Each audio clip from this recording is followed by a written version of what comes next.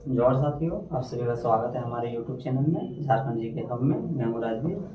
तो आज हम लोग स्टार्ट करने वाले हैं झारखंड का प्राचीन इतिहास। ठीक है, तो इसमें इससे पिछले क्लास हमने पढ़ा था जो झारखंड का प्राचीन इतिहास है, उसमें हम लोग पढ़ा था पहला क्लास में पाषाण युग। ठीक है, उसमें हम लोग पहला क्लास में ये था कि पूरा पाषाण काल, मध्य पाषाण काल और नव पाषाण काल।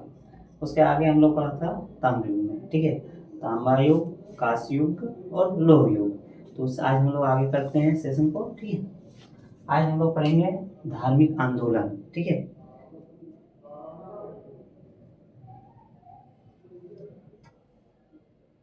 इस धार्मिक आंदोलन में पहले जिसमें वैदिक पीरियड था, ठीक है, उसके बाद से आ गया आपका उत्तर वैदिक। ठीक है, तो चलिए आज हम लोग धार्मिक आंदोलन को पढ़ते हैं। ठीक है, वैदिक और उत्तर वैदिक काल में जो था, ठीक है, इसमें बहुत सारे असंख्यक देखे जाते थे। ठीक है, जैसे धर्म को लेके उसमें जैन धर्म और बौद्ध धर्म भी आता है। ठीक है, तो आज हम लोग इस धर्म पे चर्चा करते हैं कि ये कैसे हुआ, कैसे हमारे झारखंड में इसका तीर्थंकरों का जो हम लोग पढ़ते हैं। ठीक है, तो आज हम लोग उस विषय में चर्चा करते हैं। ठीक है, जैन धर्म और बौद्ध धर्म का आगमन झारखंड में कैसे हुआ। ठीक है, तो जैन धर्म और बौद्ध धर्म जो है वो झारखंड से अछूता नहीं था। ठीक है, और जैन धर्म और बौद्ध धर्म में जो जैन धर्म है, ठीक है, वो बौद्ध धर्म से भी प्राचीन माना जाता है। ठीक है, और ये आठवीं सदी से ही प्रचार प्रसार शुरू कर दिया था। ठीक है, और यहाँ पे जैन धर्म के टोटल 20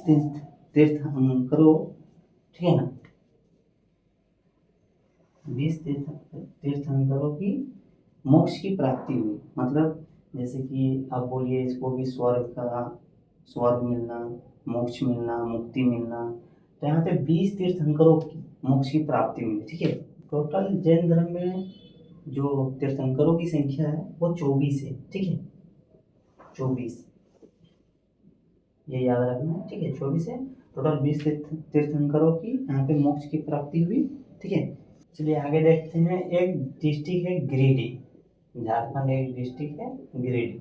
ठीक है, गिरिडीह में ही आपका पारसनाथ पहाड़ है। ठीक है, पारसनाथ,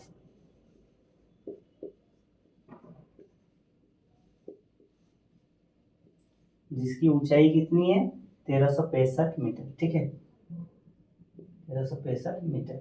और आपको फीट में पूछा जाए तो 4478 फीट। ठीक है, अब आपसे पूछा जाएगा पारसनाथ के बारे में। ठीक है, कि पारसनाथ किस धर्म से प्रसिद्ध है, तो आपको बताना है जैन धर्म। ठीक है, जैन धर्म। यहाँ से आपका प्रश्न पूछा जाता है पारसनाथ से कि पारसनाथ का कितनी ऊंचाई है। सर, पारसनाथ को पहले क्या बोला जाता था, तो पहले बोला जाता था इसे सम्मेद शिखर। ठीक है, सम्मेद शिखर।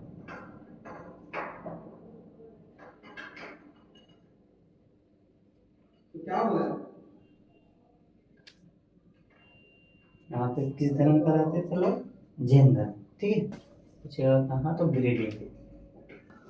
अब पूछेगा आपसे कि गिरी पारसनाथ का पहाड़ पारसनाथ क्यों नाम पड़ा। यहाँ पे जो 23वें तीर्थंकर थे पारसनाथ, ठीक है ना, उसी के नाम पे ही पारसनाथ पहाड़ पड़ा है। ठीक है, और इसको भी निर्वाहन मतलब जो मुक्ति की प्राप्ति हुई है यहीं पे हुई है।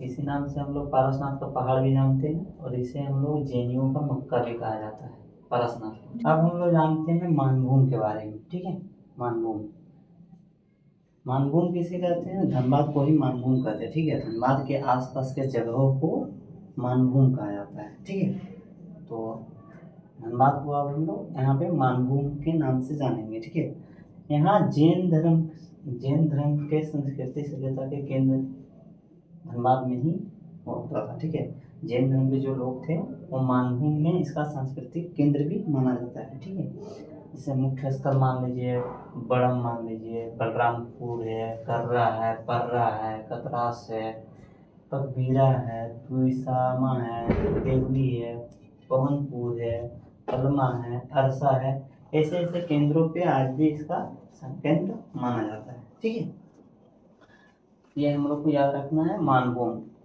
धनबाद को ही मानभूम के नाम से जाना जाता है। ये पूछा गया प्रश्न है।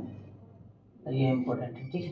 जम्मू में एक गांव है हनुमान मांड, ठीक है, हनुमान, जो जैन पूजा स्थल है, ठीक है। यहाँ एक जगह है सिंहभूम, ठीक है, सिंहभूम,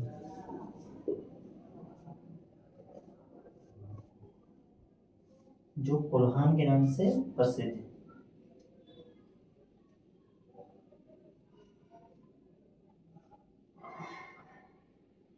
यहाँ भी माना जाता है सिंहभूम में, ठीक है, कि यहाँ भी जैन निवास करते थे, ठीक है। और यहाँ जैन जैन को श्रावक कहा जाता था, ठीक है। जैन धर्म के लोगों को यहाँ पे श्रावक कहा जाता था।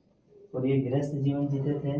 ये सूर्यास्त के बाद, सूर्य जो डूब जाता है उसके बाद ये भोजन नहीं करते थे, ठीक है। इन लोगों का नियम था कि जो जो श्रावक हैं जैन धर्म के, तो उन लोग सूर्यास्त के बाद इन लोगों को भोजन नहीं करते। तो ऐसे जैनियों को यहाँ के लोग क्या बोलते हैं? श्रावक। सिंहभूम में श्रावक, जैन धर्म के लोगों को श्रावक कहा जाता है। ये आपको याद रखना है, ये पूछा जाता है। तो याद रखना है कि सिंहभूम में आपको जैन धर्म के लोग मिलेंगे, ठीक है। और यहाँ श्रावक क्या कहा जाता है? जैन धर्म के लोगों को श्रावक। ये याद रखना है आपको, ये इम्पोर्टेंट है। और भी ऐसी जगह है जैसे कि इटखोरी, इटखोरी, ठीक है, इटखोरी कहाँ है? आपका चतरा, ठीक है। यहाँ पे आपका आ जाएगा कलवा पहाड़,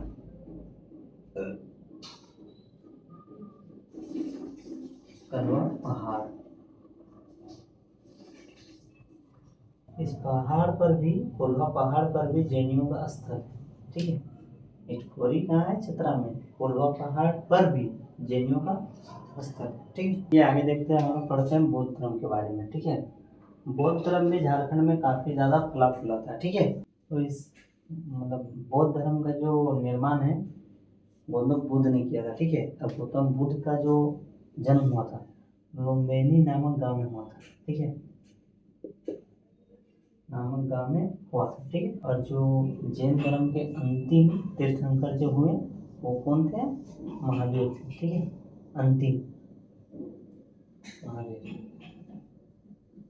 अंतिम जैन धर्म के तीर्थंकर। जन्म जो था ये हुआ था बिहार के वैशाली कुंड में, ठीक है, वैशाली कुंड, ये याद रखना।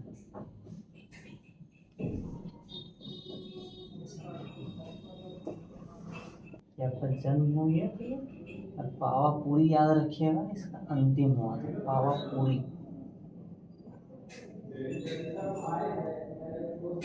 अंतिम हुआ था, ठीक है। गौतम बुद्ध को जो मोक्ष मिला था, ठीक है, वो उसी नामा, ठीक है, देते हैं यहाँ पे उसी नामा, कहाँ है? यूपी में, ठीक है। आपसे ये पूछा जा सकता है गौतम बुद्ध को मोक्ष की प्राप्ति कहाँ हुई, ठीक है। और ज्ञान की प्राप्ति आपको बोले जाए तो आपको बिहार के बोध गया में, ठीक है, बिहार के बोध गया में, बिहार के बोध गया,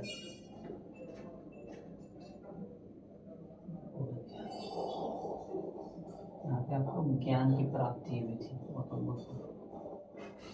तो बौद्ध धर्म के जो साक्ष्य हैं वो झारखंड में कुछ कुछ मिलते हैं, कुछ जगहों पे माना जाता है बौद्ध धर्म के जो अभी भी देखा जाता है कि कुछ कुछ उसके मिलते हैं। झारखंड में ही कुछ आपके मिलेंगे ऐसे जिले जहाँ पे जैन मतलब बौद्ध धर्म के एक मतलब अवशेष मिले हैं, जैसे मूर्तिया गांव, ठीक है, मूर्तिया गांव पलामू में ही। और एक मिले थे हनुमान गांव, ठीक है, हनुमान, ये आपका हनुमान, ठीक है, हनुमान गांव, ये आपका किससे संबंधित था? जैन धर्म से, ठीक है। आपको ये पूछा जा सकता है कि हनुमान गांव किससे संबंधित था, किस धर्म से था? ये कहाँ था? पलामू में है और ये जैन धर्म से संबंधित है। तो मूर्तिया गांव जो है आपका बौद्ध धर्म से संबंधित है, ठीक है। इसके अवशेष भी अभी मिले हैं, ठीक है, अभी इसका जो अवशेष है ये भी मिले हैं। इसी प्रकार से धर्मार्थ के भी कुछ जगहों पे हमें बौद्ध धर्म के अवशेष मिले हैं, जैसे जोधपुर धार्मिक गांव से अनेक बौद्ध स्मारक कसाई नदी तट के बुद्धपुर में बुद्धेश्वर मंदिर स्थित है। ठीक है, तो यहाँ पे जो जगह का नाम है, इस जगहों पे बुद्ध की प्रतिमा को पाया गया है या उसके कुछ अवशेष मिले हैं। खूंटी में याद रखना है कि खूंटी से 3 किलोमीटर दूर, ठीक है, बेलवादान में बौद्ध टीला मिला हुआ है। ठीक है, जो मौर्यकालीन ईंट से बना हुआ है। मौर्यकाल के जो मतलब वहाँ के जो अवशेष कुछ बने हुए हैं, तो मौर्यकाल के वो माने गए हैं, जिसके अभी कुछ कुछ अवशेष मिले, जैसे ईंट हो गया। ठीक है, प्राचीन में जिसे हम लोग गौतम धरा भी बोलते हैं। ठीक है, जोन्हा जलप्रपात, वही हम लोग गौतम धरा के नाम से भी जानते हैं। अब इसे हम लोग क्यों बोलते हैं गौतम धरा? बुद्ध की प्रतिमाएं प्राप्त हुई थी। ठीक है, केंदुआ ग्राम से बौद्ध प्रतिमाएं प्राप्त हुई थी और वहाँ पे उसके कुछ अवशेषों को देखा जाता है। ठीक है ना। आगे है गुमला। गुमला में कोटुंगा ग्राम है, ग्राम से बौद्ध प्रतिमाएं मिली हुई है। ठीक है, कोटुंगा ग्राम। ठीक है, यहाँ भी बौद्ध प्रतिमाएं मिली हुई है। ठीक है, उसके कुछ अवशेष भी मिले हुए हैं। आगे है जमशेदपुर। जमशेदपुर पटमदा ग्राम भूला स्थान से बुद्ध की अनेक प्रतिमा प्राप्त हुई है। ठीक है, तो भूला नाम का जगह है। ठीक है, वहाँ पे बुद्ध की अनेक प्रतिमाएं और उसके अवशेष को मतलब वहाँ पे देखा गया है। ठीक है, अब अशोक काल में बौद्ध धर्म को अब देखिएगा बहुत ज़्यादा फैला फूला था। ठीक है, उसको उपदेश धर्म के प्रचार के लिए लक्ष्य नियुक्त किए गए थे। ठीक है, इसमें देखिएगा एक व्यक्ति को नियुक्त किया गया था जिसका नाम क्या था? रक्षित। ठीक है, रक्षित, ये आप थोड़ा ध्यान रखिएगा। रक्षित ये पूछा जाता है, इसको नियुक्त किया था धर्म का प्रचार प्रसार करने के लिए। ठीक है, ये आपका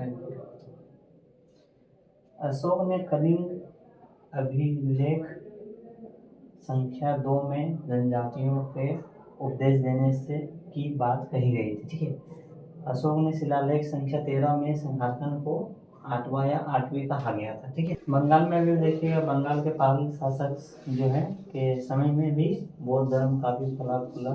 ठीक है, ऋषि काल में किसी समय रजरप्पा के छिन्नमस्तिका मंदिर का निर्माण हुआ। ठीक है, जो सम्राट अशोक है। ठीक है, सम्राट अशोक इसी के कार्यकाल में बना। ठीक है, छिन्नमस्तिका मंदिर, छिन्नमस्तिका मंदिर। ठीक है, ये जो रजरप्पा में है, झारखंड के रजरप्पा रामगढ़ डिस्ट्रिक्ट में। ठीक है, इसको याद रखना। गौड़ शासक हो गया। ठीक है, गौड़ शासक संघ ने बौद्ध धर्म का प्रतिनिधित्व किया था और बहुत परेशान किया था। ठीक है, जो शिव उपासक थे। ठीक है, शिव उपासक, जिन्होंने पश्चिमी सिंहभूम में जाके, ठीक है, पश्चिमी सिंहभूम में जाके एक मंदिर का भी निर्माण किया था। ठीक है, कहाँ पे? सिंहभूम। ठीक है, सिंहभूम, इसको भी याद रखना है। सिंहभूम क्या किया था? मंदिर का निर्माण। ठीक है, मंदिर। गौड़ शासक कौन सा किया था? अब आते हैं गिरिडीह। ठीक है, गिरिडीह, गिरिडीह ये भी आपका जैन स्थल है। ठीक है, जैन स्थल,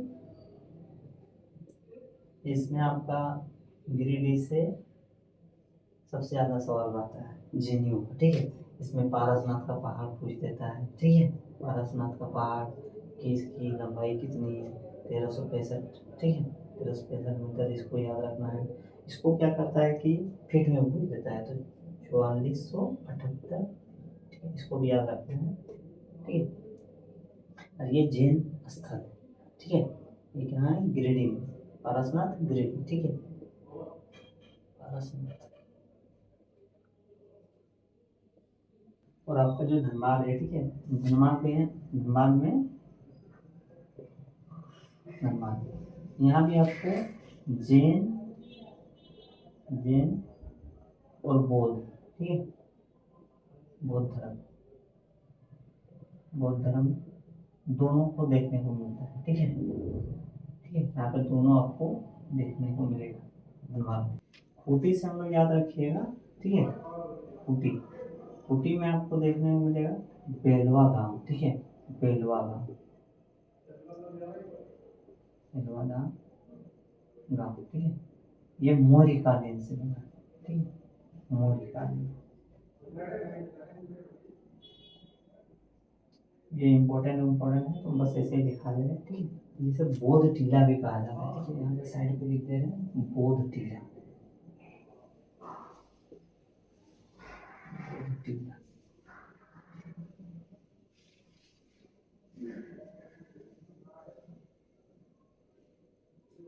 बौद्ध टीला भी इसे कहा जाता है, तो ठीक है। उसके बाद आता है हजारीबाग, ठीक है। हजारीबाग में,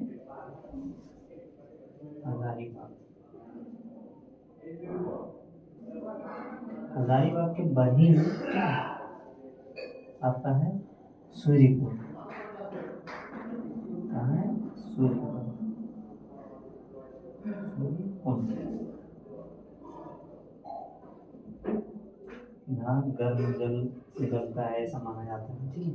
और हम लोग देखिएगा पूर्वी सिंहभूम, ठीक है, पूर्वी सिंहभूम, पश्चिमी सिंहभूम में, ठीक है, पश्चिमी सिंहभूम,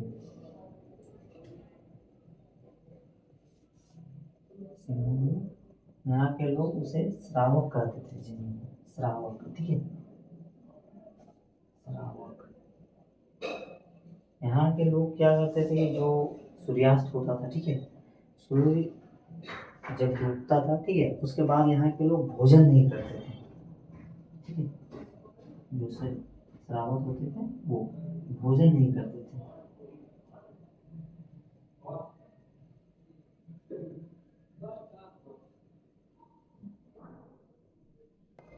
चलिए साथियों, आज हम लोग इतना पढ़ें, ठीक है। अब हम लोग आगे के क्लास में देखेंगे कि क्या आने, अभी से पहले झारखंड जो नाम पड़ा है, ठीक है, इसको अभी से पहले हम लोग इसको क्या बोलते हैं। जैसे कि 3 काल हो गया, आधुनिक काल हो गया, मध्यकाल हो गया, ठीक है ना। जैसे कि 3 हम लोग खंड में बांटते हैं, तो उसे तीनों काल में सोचिए आप झारखंड को क्या कहा जाता हो अभी से पहले। झारखंड का निर्माण तो 15 नवंबर 2000 को हुआ है ना, 2000 को। इससे पहले इसका कुछ तो नाम होता होगा, इसे क्या कहा जाता हो, ठीक है। तो अगले क्लास में हम लोग झारखंड के बारे में पढ़ेंगे, ठीक है। इससे पहले इसका नामकरण क्या था, इसे क्या कहते लोग बुलाते थे, ठीक है। चलिए आज का सेशन में इतना ही, धन्यवाद।